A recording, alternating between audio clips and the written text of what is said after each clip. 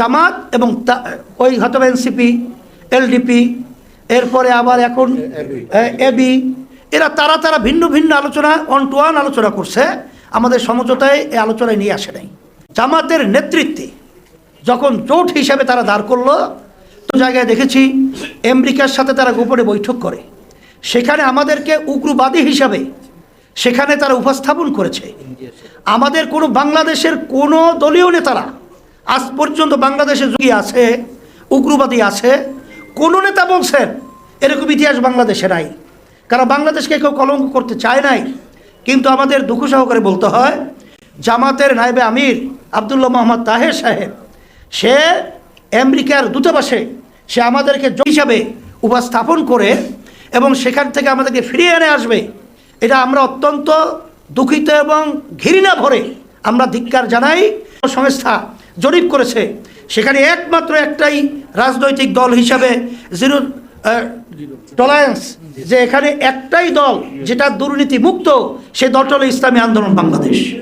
কিন্তু সেখানে আমাদেরকে উগ্রবাদী জঙ্গি হিসাবে উপস্থাপন করায় আমরা ঘৃণা ভরে কঠিনভাবে এটাকে আমরা ধিক্কার জানাইয়া এটা প্রত্যাখ্যান করছি। এই জন্যই আমরা যখন দেখছি যেখানে ইসলামের স্বার্থ নাই, ইসলামের বাক্স নাই, এখানে মানবতার এবং দেশের কোনো স্বার্থ নাই, আমেরিকার সঙ্গে গোপনে বৈঠক, ভারতের সঙ্গে গোপনে বৈঠক হতেই পারে, সেখানে গোপন কেন? এবং ভারত থেকে তো পরিষ্কার বলেছে যে এটা ধারাবাহিকতার অংশ, তাহলে বোঝা গেল তাদের বৈঠক আরও আগে অনেক চলছে। এই দিক থেকে ইসলামী আন্দোলন বাংলাদেশ, যেহেতু আমরা ইসলামের জন্যে, দেশ এবং মানবতার কল্যাণের জন্য রাজনীতি করি, এই জন্য আমরা ওখানে থাকতে পারি নাই। আমরা এককভাবে আমরা হাত পাকা প্রতীক নিয়ে ইসলামী আন্দোলন এখন 258 আসনে আমরা নির্বাচন করছি। আলহামদুলিল্লাহ, অনেকে হয়তো মনে করতে পারেন যে আমরা একা হয়ে গেছি, না, আমরা একা হই নাই। আল্লাহর রহমতে আমাদের সাথে আল্লাহ আছে। বাংলাদেশে রাজনৈতিক বর্তমান অবস্থায় নারীরা ইসলামের কাছে সবচেয়ে বড় নিরাপদ। ইসলামী আইনের উৎস হচ্ছে কোরআন এবং হাদিস। আমাদের যে বর্তমান যে ইজমা কিয়াস, এই চারটা উৎস বর্তমান যে আইন কানুন আছে, এগুলো কিন্তু কোরআন এবং হাদিসের আলোকে তৈরি করা হয়নি। অনেকগুলো আছে। তো আপনারা কি ক্ষমতায় গেলে যেগুলো নাই সেগুলো সব বাতিল করে দিবেন? শোনেন, ইসলাম ওই যে ইজমা কিয়াস বলছি না, ওই ইজমা কিয়াসের মধ্যে মানে সময়ের ব্যবধানতায় যেটা ইসলামের সাথে সাংঘর্ষিক না, মানুষের ক্ষতিকারক না, সেটা ইসলাম বৈধতা দিয়েছে। সময়ের প্রয়োজনে সেই আলোকেই আমরা ওইভাবে ব্যবস্থাপনা নেব ইনশাআল্লাহ। যুবক আর ছাত্র তো যুবক আর ছাত্র তো এক না, ছাত্র ছাত্রই, যুবক যুবকই। এখানে বিশেষ করে শিক্ষা এবং শিক্ষার্থীরা বেশিরভাগই এখন বেকার। আমরা তাদেরকে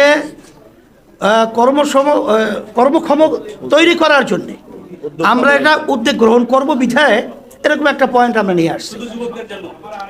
এখানে কথাটা বলেছি তো যে আমাদের যুবতীদের যে প্রয়োজনগুলো আছে, যুবকদের যে প্রয়োজনগুলো আছে, সেগুলো সবই তো আমরা এর ভিতরে নিয়ে আসছি।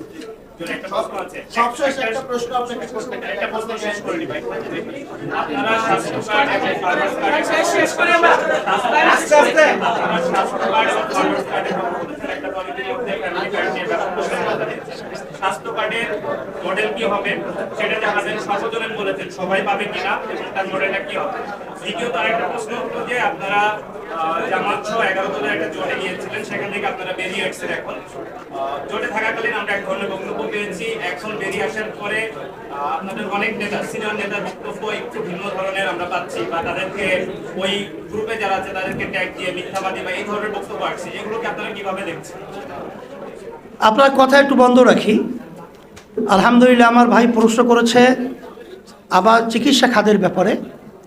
আসল মূল ব্যাপারটা হলো যে আমাদের চিকিৎসা খাতি বলেন সর্বখাতি দুর্নীতি যুক্ত থাকার কারণে সেখানে কিন্তু চিকিৎসা খাতকে অনেকাংশে আমাদের বাংলাদেশের মানুষের কিন্তু একটা ছড়ানো কথা আছে, কসাইখানা। আমরা যদি দুর্নীতি মুক্ত করতে পারি, আল্লাহর রহমতে শিক্ষা যথাযথ ব্যবস্থা এবং চিকিৎসা আমরা করতে পারবো ইনশাআল্লাহ।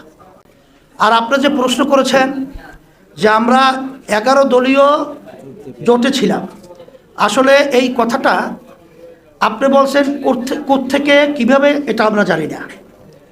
আমরা কিন্তু এখানে কোনো 11 দলীয় জোট করি নাই। আমরা প্রথম কিন্তু করেছিলাম 8 দলীয় একটা সমঝোতা।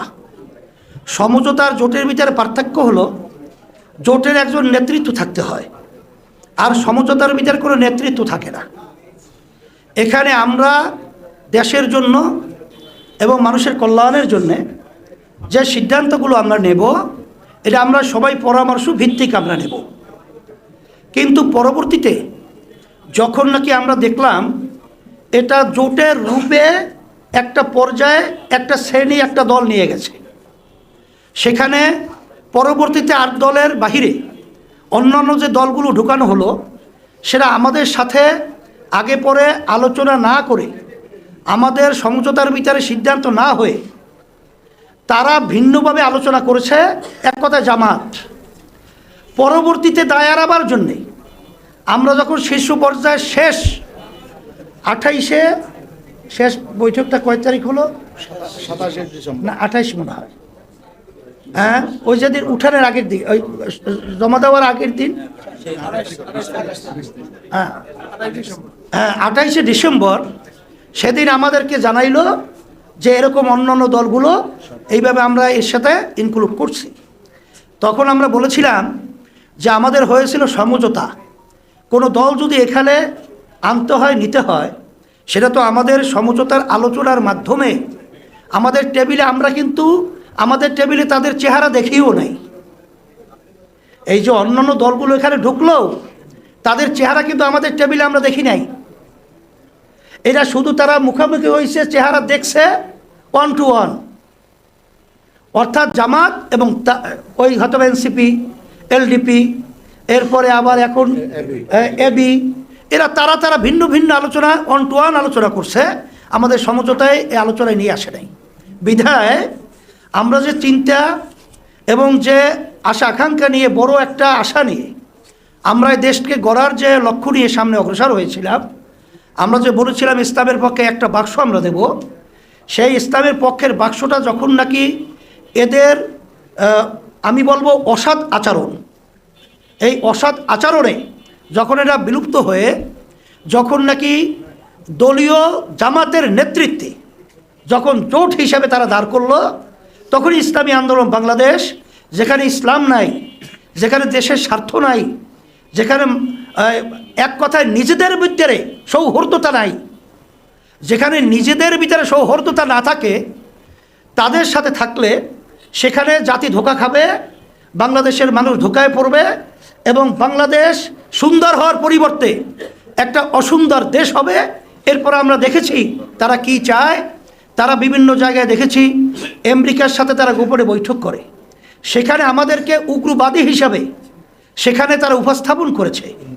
আমাদের কোনো বাংলাদেশের কোনো দলীয় নেতারা আজ পর্যন্ত বাংলাদেশে জঙ্গি আছে, উগ্রবাদী আছে, কোনো নেতা বলছেন এরকম ইতিহাস বাংলাদেশে নাই, কারণ বাংলাদেশকে কেউ কলঙ্ক করতে চায় নাই।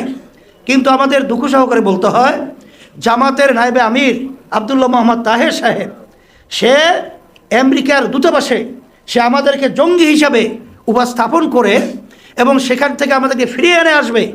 এটা আমরা অত্যন্ত দুঃখিত এবং ঘৃণা ভরে আমরা ধিক্কার জানাই।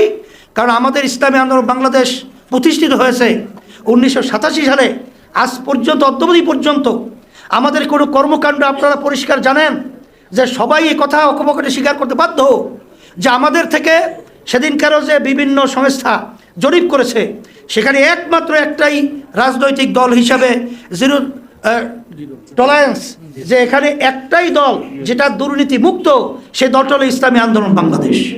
কিন্তু সেখানে আমাদেরকে উগ্রবাদী, জঙ্গিবাদী হিসাবে উপস্থাপন করায় আমরা ঘৃণা পরে কঠিনভাবে এটাকে আমরা ধিক্কার জানাইয়া এটা প্রত্যাখ্যান করছি। এই জন্যই আমরা যখন দেখছি যেখানে ইসলামের স্বার্থ নাই, ইসলামের বাক্স নাই, এখানে মানবতার এবং দেশের কোনো স্বার্থ নাই, আমেরিকার সঙ্গে গোপনে বৈঠক, ভারতের সঙ্গে গোপনে বৈঠক হতেই পারে, সেখানে গোপন কেন? এবং ভারত থেকে তো পরিষ্কার বলেছে যে এটা ধারাবাহিকতার অংশ। তাহলে বোঝা গেল তাদের বৈঠক আরও আগে অনেক চলছে। এই দিক থেকে ইসলামী আন্দোলন বাংলাদেশ, যেহেতু আমরা ইসলামের জন্যে দেশ এবং মানবতার কল্যাণের জন্য রাজনীতি করি, এই জন্য আমরা ওখানে থাকতে পারি নাই। আমরা এককভাবে আমরা হাত পাকা প্রতীক নিয়ে ইসলামী আন্দোলন এখন 258 আসনে আমরা নির্বাচন করছি। আলহামদুলিল্লাহ। অনেকে হয়তো মনে করতে পারেন যে আমরা একা হয়ে গেছি। না, আমরা একা হই নাই। আল্লাহর রহমতে আমাদের সাথে আল্লাহ আছে, আল্লাহর রহমতে আমাদের সাথে দেশপ্রেমিকরা আছে, এবং ইসলাম যারা ভালোবাসে তারা আছে, সম্মানিত ওলামায়ে কেরামরা আছে। এই জন্য আমরা সারা দেশের ভিতরে সর্বশ্রেণী সর্বমহলে এমনকি সংখ্যালঘুদের কাছেও আমাদের গ্রহণযোগ্যতা এবং আন্তরিকতা আমরা অনেক পাইতেছি, এবং আল্লাহর রহমতে আশা করি যে আল্লাহর রহমতে আমরা বিজয় হব ইনশাআল্লাহ। ধন্যবাদ সবাইকে এবং আপনাদের সকলকে।